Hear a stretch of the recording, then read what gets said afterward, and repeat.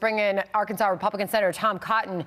Senator, thanks for joining us. We'll get your reaction to this plea deal falling apart there in the federal courthouse in Delaware, but also the exchange in the briefing room a few moments ago where a reporter asked Karine Jean-Pierre to clarify this sort of change in messaging that we're hearing from the White House through the press secretary about whether or not, and by the way, the briefing just ended, for anybody wondering if we were going to get back in the room. No question to Jackie Heinrich, our Fox reporter who was in the room. But on the question of whether or not the president had discussions with his son, it used to be no, he's never discussed business dealings with his son, until last week when it changed to that he's never been in business with his son. She's saying nothing has changed. But either both of those statements are true or they're not. She would not say. Yeah, Sandra, I think you laid it out very well. For years, Joe Biden has said that he never discussed business dealings with his son. And then we have evidence now that Hunter Biden actually put him on the phone when Joe Biden was the sitting vice president to talk to his crooked overseas business partners. And now their answer is Joe Biden was never in business with Hunter Biden. Not that he's never talked about it with Hunter Biden or even talked about it with his overseas business partners. That is so legalistic, I can only assume the Biden family brought Bill Clinton in off the sidelines to craft such a sentence to avoid answering the plain question that Joe Biden now needs to answer. Did he, in fact, as a sitting vice president, speak to his son's shady overseas business partners?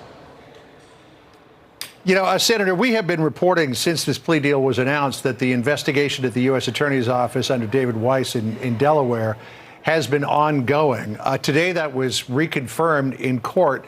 And also, the prosecutor went a little further than we've known in the past, saying that the investigation, the U.S. Attorney is potentially looking at a charge under the Foreign Agents Registration Act, which is what famously took down Paul Manafort. And if you think that there's an investigation out there that's potentially looking at a charge under the Foreign Agents Registration Act, you have all of these new revelations that are coming out of the House Judiciary and Oversight Committees. You've got this Form FD 1023, which details a potential bribery scheme involving Hunter Biden and the sitting president, which the FBI, we're told, has at least partially corroborated. You wonder, why would the DOJ even go into court this morning under the pretense of signing this misdemeanor plea deal? Well, John, I think it's important to note here, the judge did not reject this plea. The plea fell apart under probing questioning. And it is inconceivable that Joe Biden's Department of Justice and Hunter Biden's criminal defense lawyers did not understand exactly what they were trying to accomplish. By pleading guilty to 2 trivial tax misdemeanors, Hunter Biden was hoping to get, and the Department of Justice was hoping to give, blanket immunity for all of his past crimes and misdeeds. And when that was exposed in court, the U.S. Attorney's Office couldn't stand by it, and that's why Hunter Biden withdrew his plea. But neither side here deserves the benefit of the doubt. When Joe Biden's Department of Justice and Hunter Biden's criminal defense attorneys sit down at a table, those are not adversaries negotiating. Those are co-conspirators strategizing to try to pull a fast one over on the American people. I'm interested to see what the Department of Justice does next. I would assume, since they had a criminal defendant willing to plead guilty, they will move swiftly to a trial of Hunter Biden on these charges and potentially the other charges you mentioned related to his crooked foreign business dealings. On the gun charges specifically, this was the exchange in the White House that John and I just mentioned with Karine Jean-Pierre a few moments ago with a reporter. Listen. President Biden has spent most of his political career working on gun laws, on gun reform. Does he believe that someone who is charged with possessing a firearm illegally should be prosecuted to the fullest extent of the law? So here I'm going to be, I think I know where this question is going. And I'm just going to continue to say, as it relates to the case that we're seeing in Delaware, I'm just going to not speak to that. It is an independent matter. This is up for the Department of Justice. Even with the question that you're asking me, it's one of those legal criminal matters, and it's up to that process, that legal process. I'm just not going to speak to it here. But again, the president, when he was a senator, crafted gun legislation. As president, he talks often about the need to get illegal firearms off of our streets.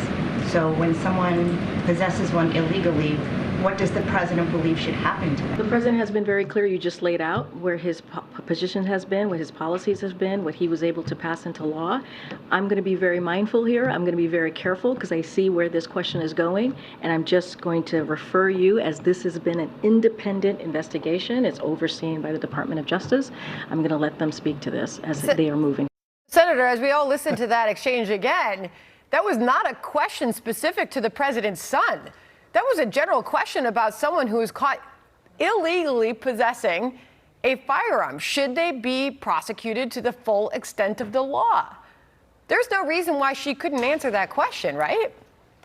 No, not at all. This is once again the White House running interference for the president personally in his son's criminal misconduct. Of course, anyone who possesses a gun illegally, in addition to having committed other crimes, should be prosecuted to the fullest extent of the law. That's what happens under Republican administrations. But it's just another example of the two-tiered systems of justice that we have in this country. Justice for thee, but not for me. If you commit a crime as an ordinary American citizen, then you can expect to be prosecuted. But if you're one of Joe Biden's family members or associates, then the Department of Justice will look the other way, and the White House spokeswoman on taxpayer time will run interference for you. Hey, it was a valiant effort by Ouija Jane to get her on the record on that. I mean, when you take a look at this in the overall now, Senator, we don't know if there's going to be a trial of Hunter Biden on these other charges. We don't know what's coming down the line from the U.S. Attorney's Office in Delaware.